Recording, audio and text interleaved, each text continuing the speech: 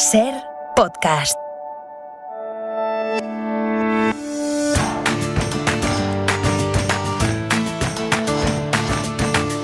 Cuando se insiste mucho en algo, pueden ocurrir dos cosas: o que se acabe convenciendo a quien va destinado el mensaje, o que acabe resultando inútil por la excesiva reiteración. Yo sé que hemos alertado en muchas ocasiones de los daños que está provocando la pandemia en clave de salud mental. Hemos hablado de crisis de ansiedad, de depresiones provocadas por el confinamiento, del estrés terrible que sufre el personal sanitario. Hemos puesto muy a menudo el foco, y con razón, en las personas de más edad, porque son seguramente las más vulnerables.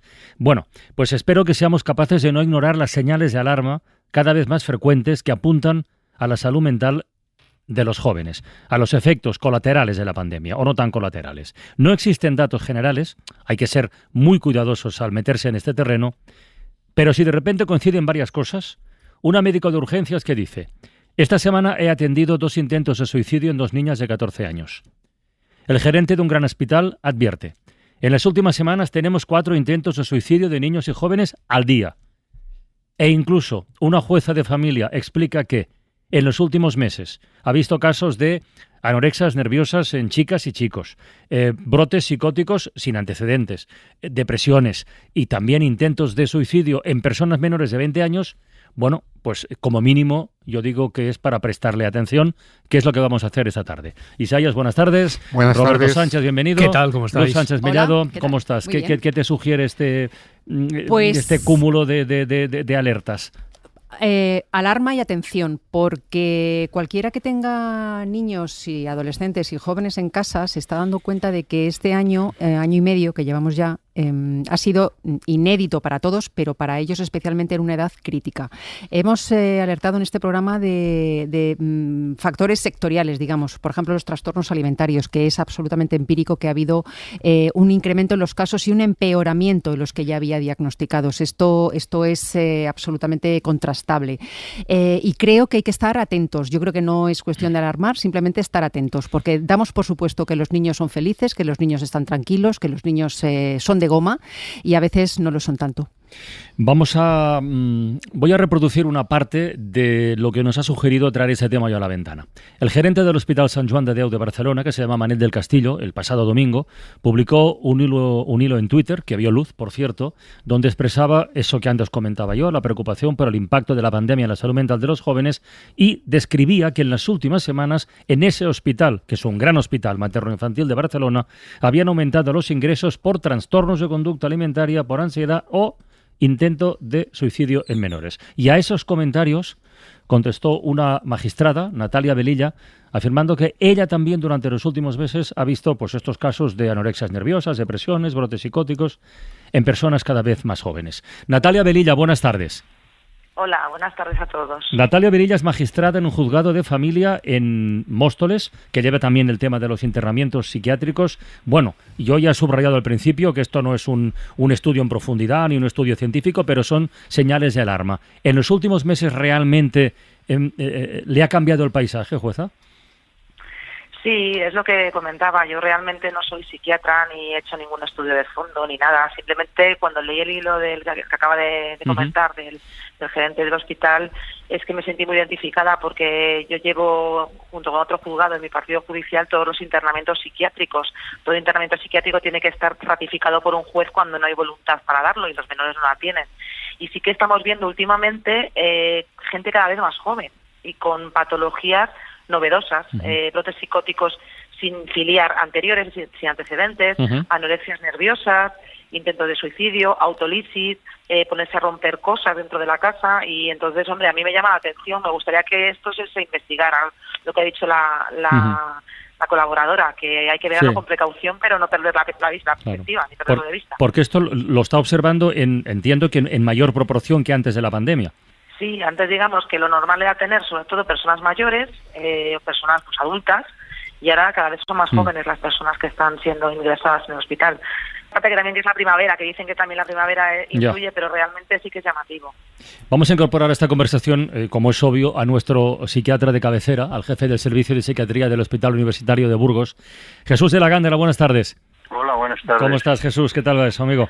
Bien, fatigados, pero bien. Fatigados. Bien. Bueno, hemos apuntado 3 señales de alarma en concreto con 3 personas con nombre y apellidos. Y ya he dicho que no se puede hacer a partir de eso un retrato general. Pero por vuestra experiencia, en vuestro campo, en vuestro ámbito, además creo que habéis realizado un estudio publicado en la revista Psicosomática y Psiquiatría acerca del confinamiento y la salud mental en la población infantil y juvenil. Bueno, ¿cuál es el panorama, Jesús? Bien, es un poco largo de explicar, pero bueno, intentaré abreviar. Cuando empezamos ese trabajo, nada más empezar con la pandemia, pensando justamente en esto, íbamos a encontrarnos con esto. Y dijimos, bueno, vamos a anticiparnos, vamos a prestar atención a las familias, vamos a estar en contacto con los niños, con los adolescentes para evitar riesgo. Conclusión, que cuando hicimos el seguimiento durante 6 meses seguidos, 3 o 4 evaluaciones seguidas, al final la salud mental de los niños en conjunto había mejorado. Los casos graves habían disminuido, los ingresos habían disminuido, es decir, que realmente si se presta atención a los problemas de salud mental de los niños y los adolescentes, es fructífero. Siguiente cosa. ¿Cómo me voy a alegrar? No me alegro, pero realmente lo que estamos viendo ahora, lo que dice su señoría Natalia, y no sé quién también lo decía, Luz. el problema Luz, sí. No es de alarma, es de alerta. Claro. Es que esto no es de la pandemia, esto lo llevamos diciendo los psiquiatras hace 10 años. Sí. Hay que prestar atención a la salud mental infanto-juvenil porque es la que más crece, porque es la que más demandas produce, porque es la que tiene las listas de espera más grandes, pero no de hoy, no de la pandemia, de hace 10 años. Y eso es una evidencia. ¿Y cuánto ha influido la pandemia? Pues puede que sí, pero quizá no tanto como puede parecer por los datos o por las apreciaciones subjetivas. Realmente los ingresos psicóticos, señoría, pues claro que han disminuido la edad, pero ¿sabe usted cuál es el factor crítico para aumentar ese tipo de ingresos? Pues el consumo de sustancias. ¿Ha aumentado el consumo de sustancias ahora durante la pandemia? Pues en algunos colectivos que han podido salir sí y en otros no. Entonces, como se ve, el panorama es muy complejo, es extraordinariamente complejo. Otro factor, ¿cómo han llevado las familias la pandemia? ¿Cuáles han sido las relaciones? ¿Han incrementado las relaciones inadecuadas entre las familias? Sí. ¿Eso ha generado más conductas inadecuadas en los adolescentes? Sí. ¿Más trastornos de salud mental? No lo sabemos. Pero lo que sí sabemos es una cosa. Es insuficiente la atención que se presta. Número 1. Segundo, no tenemos motivos para alarma, pero sí para alerta. Ojo con eso, porque no alarmamos a la población innecesariamente y ahora vamos a estar todos los padres pensando a ver si a mi niño le pasa algo. Trastornos de la alimentación. Nosotros tenemos la unidad de referencia regional de toda Castilla y León, aquí en Burgos. No han aumentado los trastornos de la alimentación. Pues, de verdad que no han aumentado. Lo que sí, señoría, es que usted lo ha apreciado, eso seguro. ¿Por qué? Pues porque a lo mejor ahora los padres están más preocupados y se ocupan de ello. Y entonces remueven Roma con Santiago para resolverlo. O a lo mejor, Jesús, estamos hablando de 2 ámbitos totalmente diferentes. Yo hablo desde el desconocimiento. También es verdad. Porque no sé si el estudio que habéis realizado está hecho en el ámbito de Burgos, en el ámbito de Castilla y León, donde tú estás subrayando que la atención es fundamental. Y desde luego hay una relación de menos masificación, por lo tanto se puede prestar más atención a esos casos, no tanto como en Barcelona o como en Madrid, donde la situación de las listas de espera son diferentes y desde donde han salido estas alertas. Si te fijas, es la magistrada de Madrid, el gerente del Hospital de Referencia Infantil y Adolescentes de Barcelona, por lo tanto son 2 ámbitos diferentes, ¿no? No, pero lo que quiero decir es que seguramente esto lo tenían hace 4 o 5 años, etcétera, pero no le prestábamos tanta atención. Ahora se le presta mucha atención porque realmente la población está muy preocupada. Y el eco que se está haciendo en los medios de comunicación puede tener 2 aspectos, como decía Francino al principio, con Carles. Por un lado, cuidado, y por otro lado, ojo, está muy bien que le prestemos atención a esto. Oye, Jesús, si no es compatible lo que tú afirmas, es decir, que, digamos, en la atención primaria a lo mejor no se mira demasiado la salud mental de nuestros adolescentes y de nuestros jóvenes, y que precisamente por no observar ese punto de inicio, en el punto final, que son las urgencias de un hospital o que es un tribunal de justicia, es donde se puede apreciar la carencia inicial. Sin ninguna duda. Lo que pasa es que 10 casos en atención primaria no son nada. Un caso en un tribunal de justicia es mucho. Claro. Un joven que se suicide es muy grave. que se suicide una persona de 90 años no es nada grave, pero que de un joven haga un intento de suicidio, por ejemplo, lo que sí que es evidente que han aumentado son las autolesiones. Jóvenes que se autolesionan, pero no tienen intención autolítica, no tienen intención suicida, lo que tienen es intención pues de diversas cosas psicopatológicas que sería cuestión de explicar largo y tendido. ¿No? Jesús, déjame preguntarle a la magistrada, déjame preguntarle a Natalia Velilla, y cuando usted se encuentra con un caso de estos, de los que estamos comentando, de autolesiones, por ejemplo, por no ponernos en lo más dramático, ¿qué respuesta da la justicia a eso? Lo pregunto porque seguramente casi ninguno de nosotros lo sabe. ¿Cuál es el proceso? ¿Cuál es la reacción a partir de eso? Bueno, pues la verdad es que tengo que decir que tenemos muy pocos instrumentos. Es un problema que no es judicial, es un problema totalmente terapéutico o social. Es decir, que haya una buena red social que sepa detectar los casos antes de que tengamos que proceder a un internamiento urgente. Es decir, que lo que dice el médico, quizás a lo mejor ahora se esté poniendo el foco en algo que antes nadie se paraba a pensar y esto sea positivo. El juez cuando interviene es en casos extremos y únicamente para legalizar una situación aconsejada o indicada por un médico. Es decir, nuestra misión en los internamientos psiquiátricos es muy instrumental, es exclusivamente para ver que el internamiento se ha producido correctamente y que está indicado. Lamentablemente, que estés en un juzgado de familia, aparte de llevar internamientos, que sí que te encuentras con situaciones de problemas mentales, tanto de los padres como de los hijos, es muy frustrante porque al final la respuesta que da la justicia es una respuesta legal. Ya, claro. Lo que tiene que haber después es un círculo alrededor pues de servicios sociales, de servicios terapéuticos, para que esa familia, que ya tiene una respuesta legal y que es un instrumento, pueda avanzar hacia su mejoría o hacia la mejoría de los niños. Entonces, no puedo decirle a los oyentes que tengamos un gran sistema judicial desde el punto de vista de la enfermedad mental, porque no es así, no es un problema judicial, es un problema terapéutico, es un problema de recursos médicos. Claro, porque cuando tiene un expediente encima de la mesa, me imagino que viene explicada la situación, tanto desde el punto de vista médico o como pues lo que se pretende judicialmente. ¿Cómo se lleva el trabajo a casa? Porque a mí se me hace muy difícil pensar que evidentemente pues uno dicta la resolución que sea conveniente, pero la simple respuesta al tuit ya habla de esa inquietud personal. Claro. Ya sé que los jueces no suelen hablar de sentimientos ni de pues inquietudes personales, pero ¿cómo se le queda el cuerpo a uno cuando tiene que dictar una resolución en estos casos tan delicados? Pues la verdad es que tengo que decir que concretamente los problemas mentales y la discapacidad a mí me afectan mucho. No significa que no pueda hacer siempre mi trabajo, porque si no, no podría dedicarme a esto, pero sí que es verdad que ves las carencias del sistema donde más. Porque ves pues que estamos impotentes, porque tú lo único que puedes hacer como juez es pues examinar lo que te está diciendo el psiquiatra. Oiga, este señor o este menor o esta persona necesita un ingreso urgente porque necesitamos estabilizarle, necesitamos hacerle pruebas, necesitamos darle un tratamiento. Y eso es lo que yo veo, no veo más. Tengo el apoyo de un médico forense que también lo examina y entonces pues tomo la decisión, con el informe del fiscal también.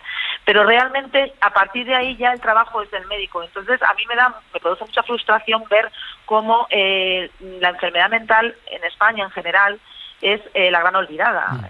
No se habla de ella, se toma como algo residual y no somos conscientes de que la enfermedad mental es tan frecuente como puede ser cualquier enfermedad de cualquier tipo y no hay suficientes medios, ni siquiera yo creo que médicos, pero sobre todo sociales, porque incluso el propio psiquiatra que estará escuchándome coincidirá conmigo en que ellos pueden hacer el abordaje terapéutico, es decir, el abordaje médico, pero más allá de eso, este enfermo luego vuelve a su casa, vuelve con su familia, vuelve con los demás y muchas veces no saben cómo tratar esta enfermedad. No hay una red de apoyo a las familias con enfermos mentales ni al enfermo mental.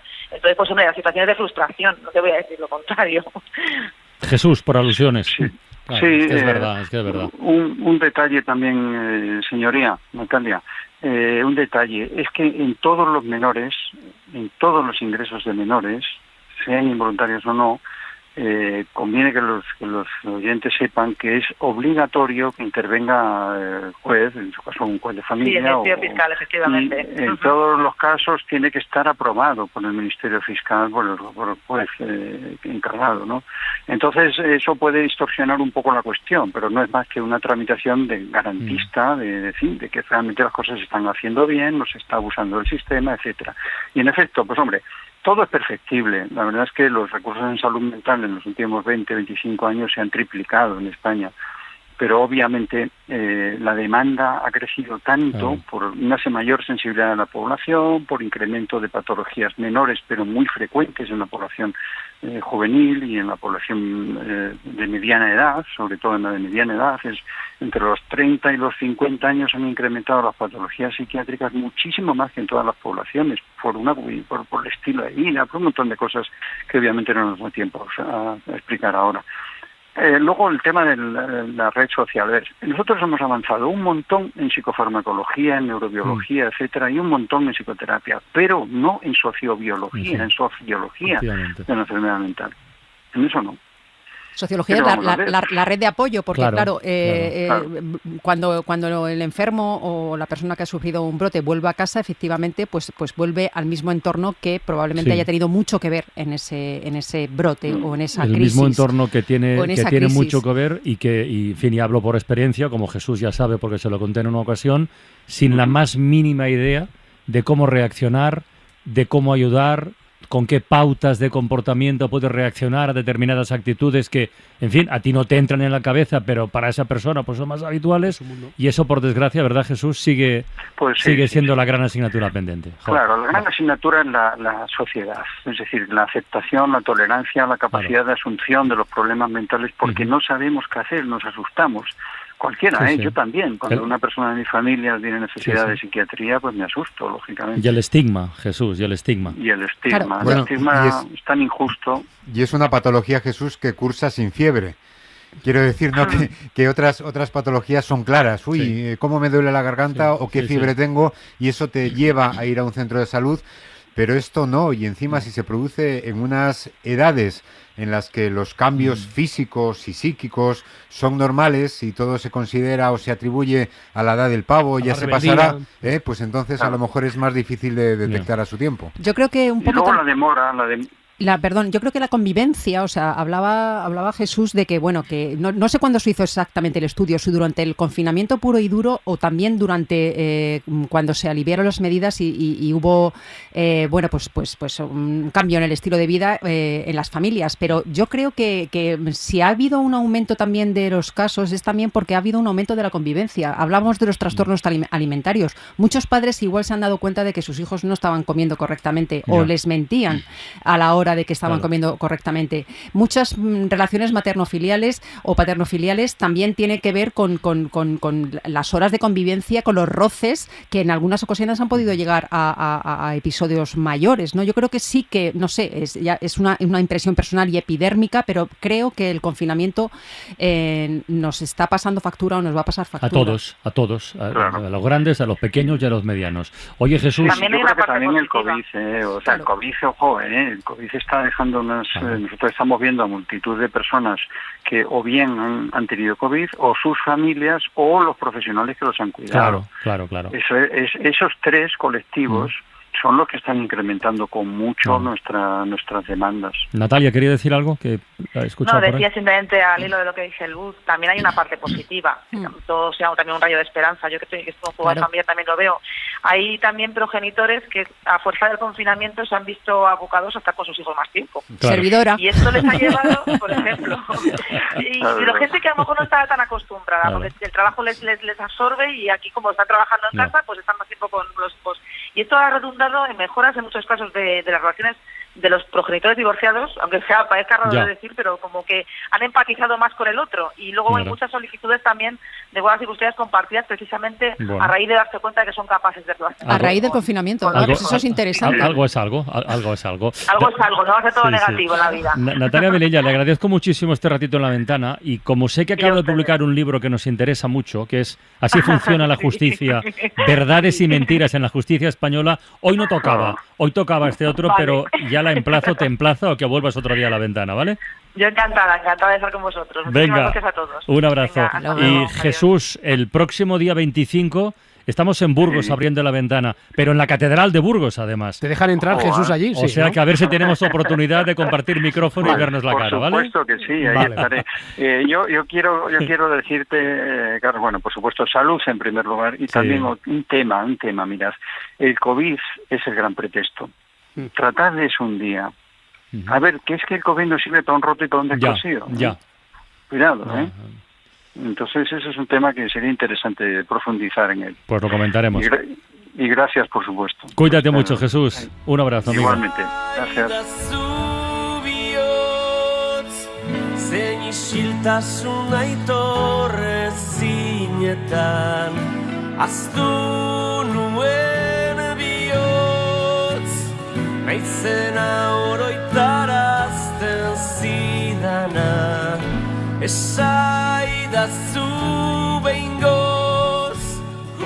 Hace 10 años, cuando en este país, en la política, aún se consensuaban algunas cosas, se aprobó una ley, la Ley de Víctimas del Terrorismo, que incluía, entre otras cosas, la construcción de un memorial que recogiera testimonios, experiencias, que sirviera para relatar lo que ocurrió, para conocer la historia e intentar que no se vuelva a repetir. Bueno, ha tardado un tiempo, ha tardado esa década, pero hoy por fin en Vitoria se ha puesto en marcha este centro memorial de víctimas del terrorismo que va a formar parte de una red. Fíjate, esto, lo de la globalización, el terrorismo es un hilo que se puede seguir también. Va a formar parte de una red de centros parecidos en Nueva York por el 11S, en Oklahoma por la matanza de 1995, en Utoya, en Noruega, por la matanza de un nazi que se cargó a casi 80 jóvenes socialistas, con otro memorial parecido también en París, que abarca desde la época en que el terrorista Carlos mataba gente por encargo hasta los atentados yihadistas. Bueno, pues van a formar parte de esa red colectiva para recordar, para insistir en que la violencia nunca es un argumento para defender ni ideas políticas ni nada. Este centro memorial está en marcha, pero no se podrá visitar hasta mañana. Ya lo ha visitado nuestra compañera Delia Tobías. Delia, buenas tardes, hola. Hola, ¿qué tal, Carlas? ¿Cómo estás? ¿Cómo estás? Cuéntanos, a ver. Bueno, pues sí, yo ya he podido recorrer esos 700 metros cuadrados de este museo del Centro Memorial, que se encuentra repartido en 2 plantas del edificio del antiguo Banco de España de Vitoria. A lo largo de 6 salas, una es para exposiciones temporales, pues nos acercan a los conceptos de terrorismo, de víctima.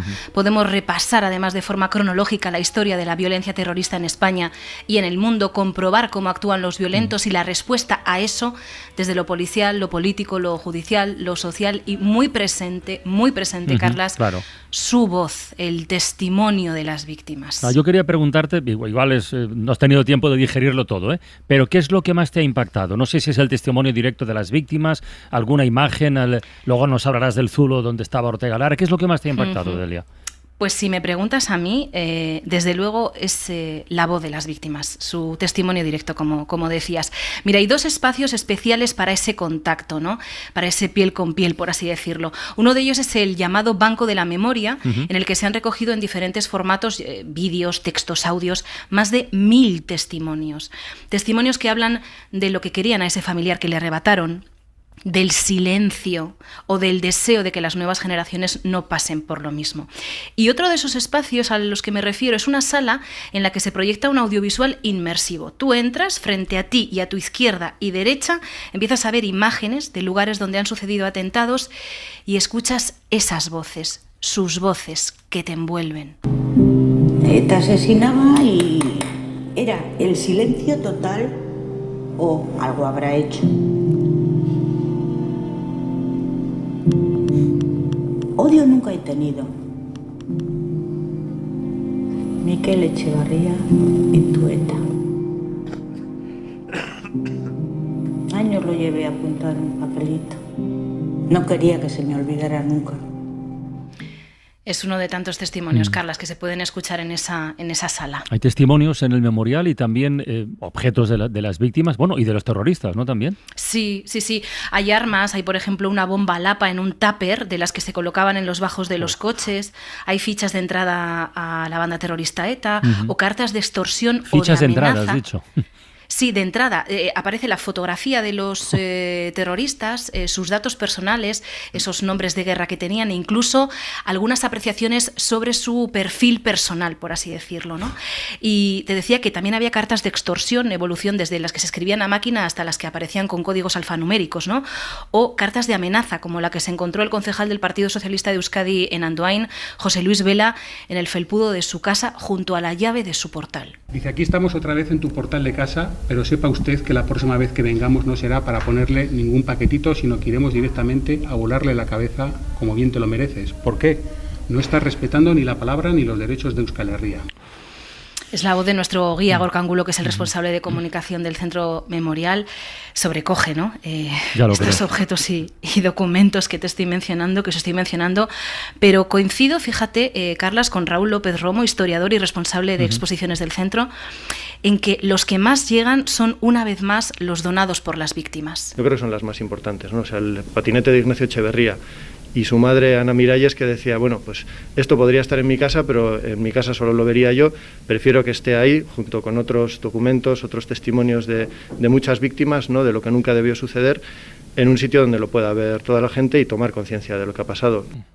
Ese patinete, o también está el uniforme de gala de Jorge Díez Elorza, el ertzaina al que asesinaron aquí en Vitoria, precisamente junto a Fernando Buesa.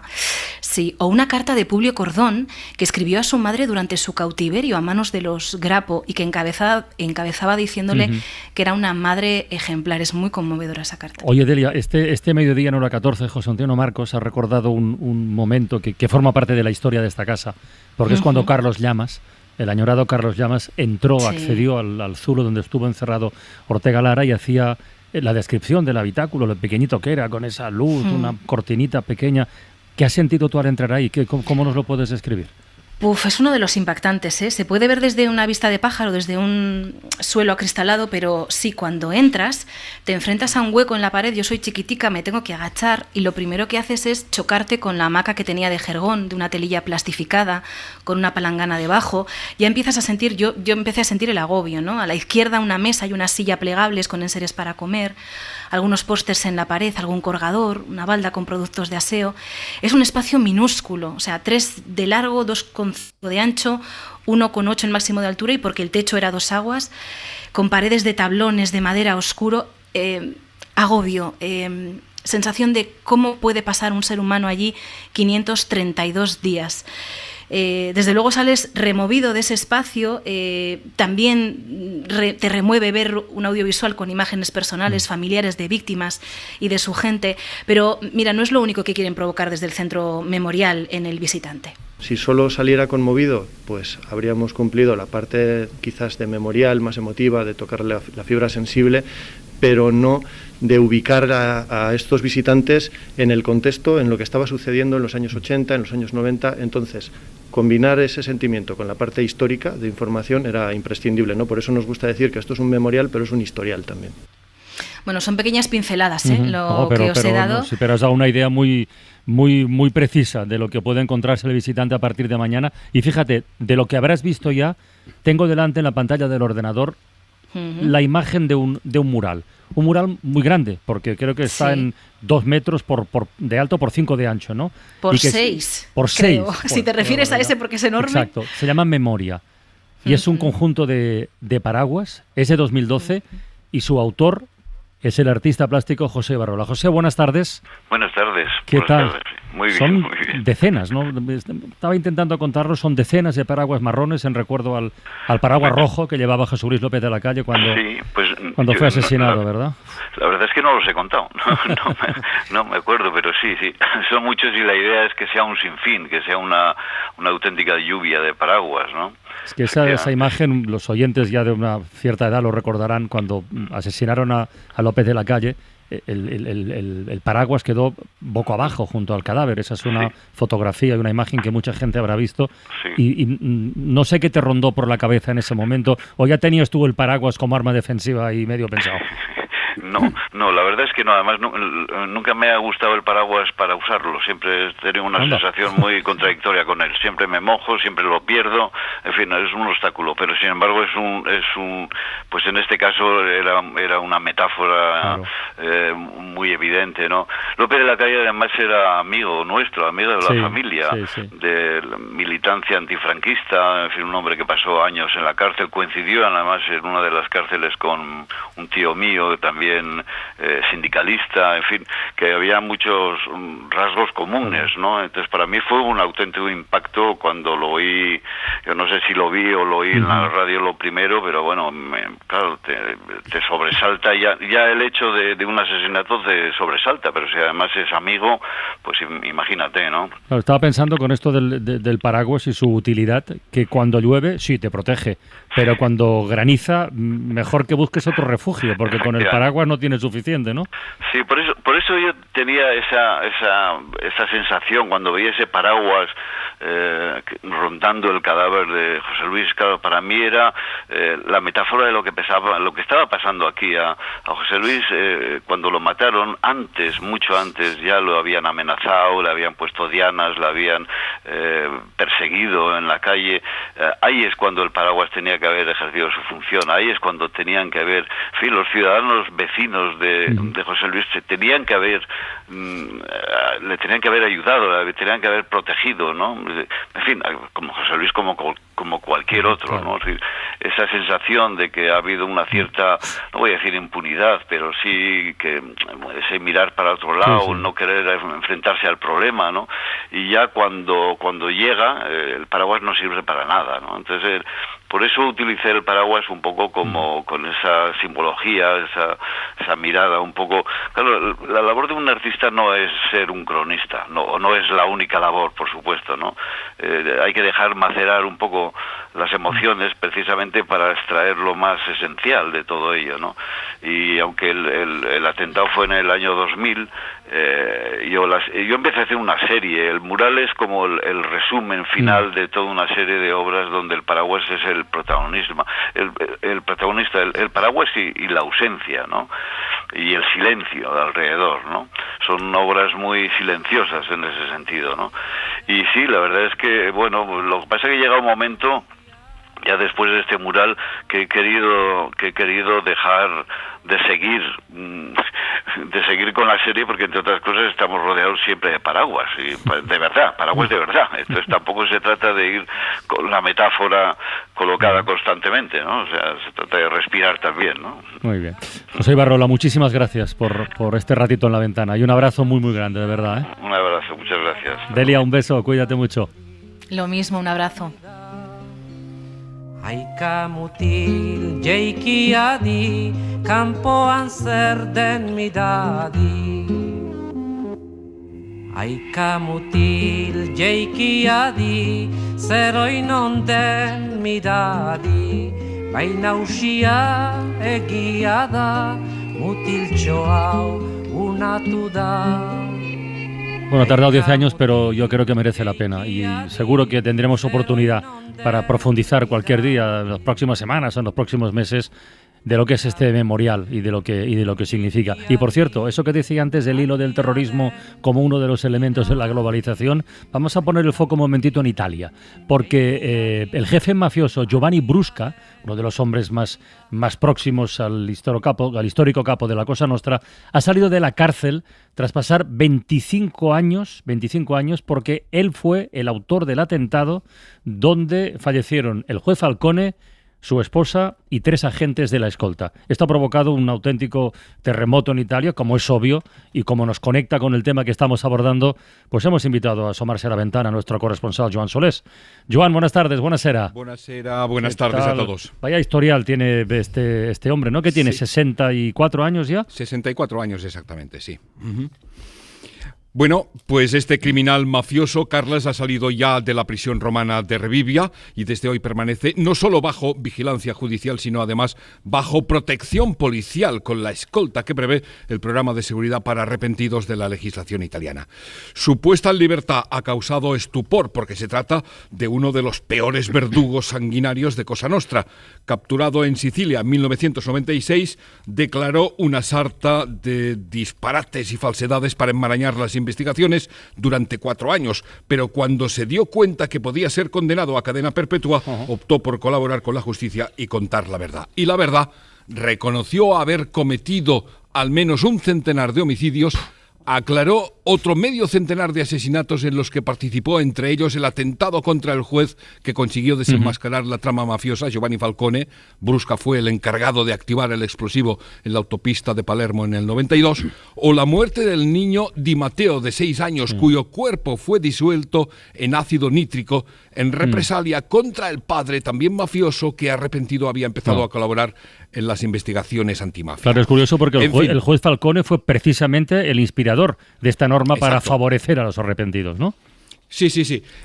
Fíjate, a este personaje lo llamaban en siciliano Uberru, el puerco, pero en realidad no hay palabras que lo describan, que describan sus bestialidades por encargo de Cosa Nostra. Entre otras, esconder los cadáveres de algunas de sus víctimas en el cemento armado de grandes obras públicas. Bien, pues Uberru empezó a reconocer los crímenes y las responsabilidades criminales de otros mafiosos. En el 2000 aclaró la cadena de atentados contra jueces y policías y funcionarios en la guerra de Cosa Nostra contra el Estado italiano. Fue condenado, como has dicho, a 30 años de prisión, ha cumplido 25 y obtiene 5 de reducción de pena prevista en la ley italiana para quienes han cooperado en el esclarecimiento de crímenes y la captura de otros criminales. Es la ley, menuda paradoja, que es la ley que impulsó nada menos el juez Falcone y a la que se acogió su asesino, que ahora obtiene la libertad. Sí, señor. Un abrazo, Joan. Muchísimas gracias. A vosotros, arrivederci.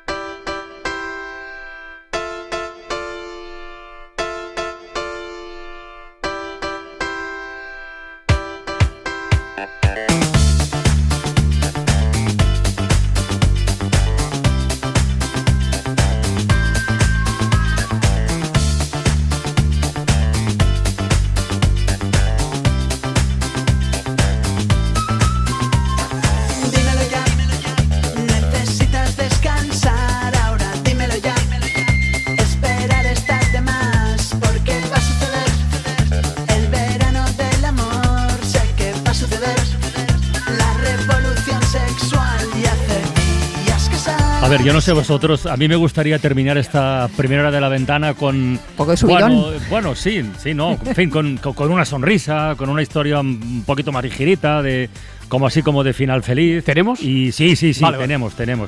Tenemos una historia que además en ese momento concreto tuvo esta banda sonora como fondo.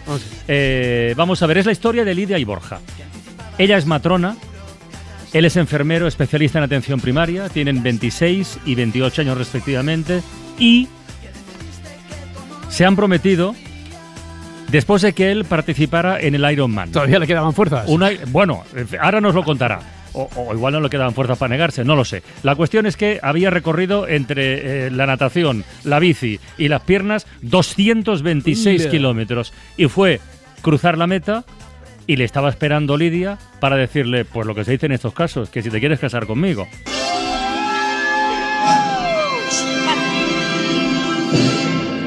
Bueno, lo que tenemos ahora mismo en zona de posmeta, porque no lo podéis ver, tenemos una pedida y ha dicho que sí, fuerte aplauso. Bueno, aquí, claro, como decimos, después de 3.800 de la 180 de una maratón, hay algunos que no sabe lo que hace. A ver, ¿por cuál de los dos queréis empezar? ¿Por Lidia o por Borja? Venga, Luz. Hombre, Lidia. Por ella. Venga. Hola, Lidia, buenas tardes. Hola, buenas tardes. ¿Qué tal? ¿Cómo estás? Muy bien. Muy bien, muy contenta. Oye, ¿estabas en ese momento contenta o también nerviosa? A ver, ¿qué va a decir este? Hombre, pues de todo. Estaba contenta, nerviosa y de todo. Borja, buenas tardes. Hola, buenas tardes, ¿qué tal? ¿Qué tal? Oye, creo que he sido yo el que ha hecho el comentario malvado de no le quedaban fuerzas para negarse, pero se me ha escapado, Ha sido una cosa absolutamente inconsciente. Esto formaba parte de la estrategia de ella, por lo tanto, ¿no? Claro. Bueno, con ese nombre además, Pernas, lo llevabas escrito. Oye, ¿y cuándo tenéis previsto casaros? Tenemos un poco de discusión. Yo digo que para el 2023 y él dice que para el 2024. Pues empezamos bien. ¿Por qué más tarde, Borja? ¿Por qué el 2024? No lo sé, es que ahora vienen muchas bodas de golpe, todo el mundo las pospuso por el COVID y demás, y es como... no sé, hay que reposarlo un poco, ¿no? Reposar el Ironman también. Claro, ya que no tuve mucho tiempo para pensármelo, pues por lo menos ahora la boda que me deje un poco más de margen. Pero dinos la verdad, Borja, sinceramente, tú llegas. Que por cierto, ¿en qué puesto quedaste del Ironman? Creo que de la general de 168. Bueno, da igual. No sé si eran 1000 participantes. Bueno, perdona, o sea, en fin, y las distancias que recorriste, pero tú, lo primero que te vino a la cabeza, ¿qué fue, de verdad? Decir, hostia, ¿pero esto qué es? Lo primero que te rondó por la cabeza. Lo primero que me rondó por la cabeza fue, llegando a meta, era, pues quiero comer pizza y quiero dormir en la cama. Una tregua, necesito una tregua, ¿no? Sí. Y después cuando vi a Lidia allí, ya se puso de rodillas y tenía tan poco oxígeno del cerebro que me quedé como un poco en shock, ¿sabes? y nada, claro, lo que tardé en responder fue porque estaba en shock. Tardé un par de segundos que a ella se le hicieron eternos, supongo, pero bueno, que tenía claro que iba a decir que sí desde el primer día que la vi, la verdad. ¿Y toda esta producción a quién se le ocurre? A mí. Y eso es porque... Claro. ¿Y cómo una máquina está encerrona? Pues, a ver, es que tampoco fue, o sea, la verdad, planeado, hubo una parte muy pequeña. A partir de Navidades, como que tomé la decisión y dije, pues me espero al Ironman para hacerlo así más divertido y poder estar con la familia y eso. Pero luego, a ver, pues compré el anillo y tal, pero hasta el día en sí mismo tampoco sabía cómo iba a hacerlo, porque con lo del COVID no sabía que me iban a dejar hacer y que no. Así que fue improvisación y la improvisación salió bien. Oye, Lidia y Borja, esto va para los dos, ¿eh? Sí. Bueno, he dicho que es una historia con final feliz, una historia muy hermosa, que nos arranca una sonrisa, pero tú eras consciente de que corrías un riesgo. Ligero, mínimo, si tú quieres, pero un riesgo, que en el momento tal, Borja dijeron, pues no. Esto no me lo invento porque esto ha ocurrido. Esto le ocurrió a un buen amigo nuestro, colaborador de este programa, que es Luis Piedrahita, a quien ya conocéis. Sí. Y no me lo invento. Luis, buenas tardes, amigo. Hola, ¿qué tal? Carlas, ¿cómo estás? A ver, a ti esta historia te tiene que sonar... No te ocurrió a ti, pero fuiste testigo. Porque no, a él no le ocurrió. Muchas veces en los espectáculos de teatro a mí me preguntan, oye, ¿me dejas que en mitad del show me declare mi amor a la persona amada? Y yo siempre digo que sí, pues es un momento muy bonito. Y a veces no lo es tanto. De hecho, fue una vez en la que alguien me dijo, oye, voy a declarar mi amor, tal. Bueno, fenomenal, estupendo. En medio del show, yo echo un vistazo al chico que quería declarar su amor, en este caso era un chico, y veo que está sentado con una chica y digo, le va a decir que no. No sé por qué, me dio algo a mí. Me vio y dije yo, uy, le va a decir que no, no sé por qué, no me pegan. Y según avanza el show, pues llega el momento de la declaración, invito al chico, y efectivamente, según el chico va hablando y las caras que va poniendo la chica, digo yo, que le va a decir que no, que le va a decir que no. Y la tía hace una pausa cuando dice, él, ¿quieres casarte conmigo? Y hay ahí unos segundos en los que ya sabes lo que va a decir. Hubo un silencio, y claro, en el silencio ya empezó el público a ponerse muy nervioso, uy, que le va a decir que no. Y ella dijo, mira, y en cuanto dijo mira, creo que ya... ella le dijo que no, el chico... Claro, lo peor es que el chico tuvo que volver al asiento y terminar el show de humor sentado al lado de esa chica y yo seguir haciendo el monólogo. ¿Y tú cómo, que no era fácil, amigo. ¿Y tú no cómo remontas eso? ¿Cómo remontas ese momento desde el escenario? Pues fíjate, yo tenía que rebajarme, tenía que decir que mi vida era todavía peor que la de ese chico. y empecé a decir, y dije algo parecido a, solo hay una cosa peor a que te digan que no en una declaración de amor en un teatro, que es seguir adelante con la función. Entonces, la gente se moría de risa, entendía la broma y quedó muy divertido y salió muy airoso, o sea, que salió muy airosa la situación. Estos chicos yo creo que tuvieron una conversación espesa al llegar. Ya ves, Lidia, que había un riesgo ahí, ¿eh? Sí, y además que no había plan B. No había plan B. Yo creo, había otro riesgo. Cuando que no cuenta. lo vi en el kilómetro 20 que se iba medio muriendo, le metí un grito en plan, tira. Porque como que me tienes que llegar vivo, que me tienes que llegar vivo. En el tramo de bicicleta. Lidia, si no hubiera llegado, si él no hubiera terminado el Ironman, también se lo hubieras pedido. A ver, si no hubiera terminado sería porque estaríamos en el hospital y él medio muerto, entonces me hubiera dado un poco igual, creo. Porque es más épico, la declaración de amor en la derrota yo creo que es mucho más épica que en el triunfo. Hombre, pero yo creo que en esta ocasión sí que teníais, Lidia, un plan B, que es haberle llevado a ver el espectáculo de Piedrahíta. Bueno, yo creo que aquí Lidia le sometió a un test de esfuerzo y también le has dado, o os habéis dado, un periodo de reflexión, claro. Porque en 3 años, en 3 años todavía tenéis tiempo de pensároslo. Deja que estamos bueno, a ver, en el... es que no, Claro. donde se lo pedí no podía, o sea, no tenía escapatoria, estaba medio muerto, me tenía que decir que sí, si no, no me salía. Muy bien. Ay. Lidia Lestegas, Borja Bernas, oye, muchísimas gracias a los dos, felicidades y mucho ánimo, de verdad. Gracias. Suscríbete a La Ventana. Todos los episodios y contenidos adicionales en la app de Cadena SER y en nuestros canales de Apple Podcast, Spotify, iVoox, Google Podcast y YouTube. Escúchanos en directo en la SER de lunes a viernes a las 4 de la tarde. Cadena SER. La radio.